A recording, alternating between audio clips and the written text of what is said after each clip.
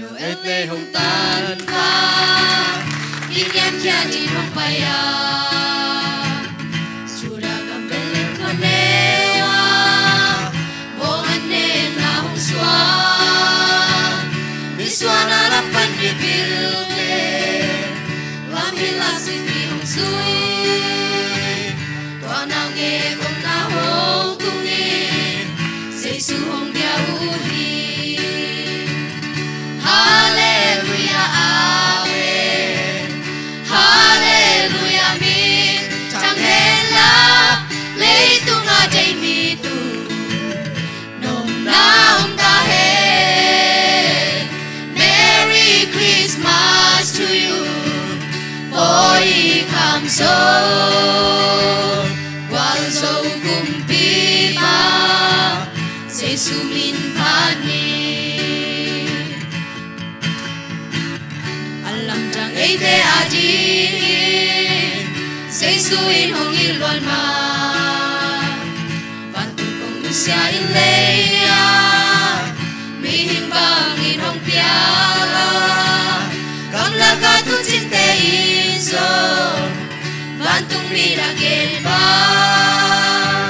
tua nao nge kong na hong mai say su hong bia uhi. Hallelujah, amen. Hallelujah, min. Tang hela, lei tu nga day mi tu. Nom naum ta he. Merry Christmas to you. Boy come so. Wal zo kumpi pa. Jesu min pani.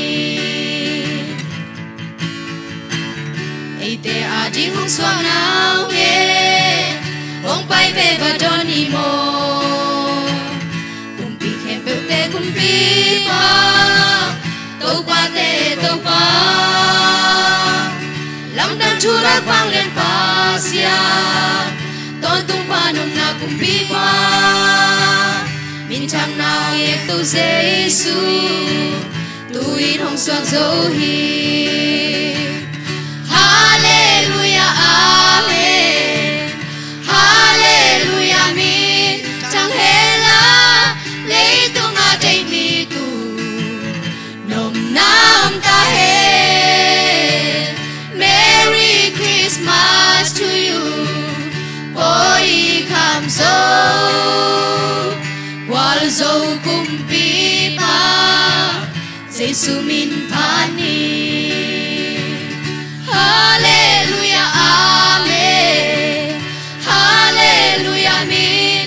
Tang hela, lei tu nga day mi tu. Nom naum ta he. Merry Christmas to you. Boy come so. Wal so kumpi pa. Jesu min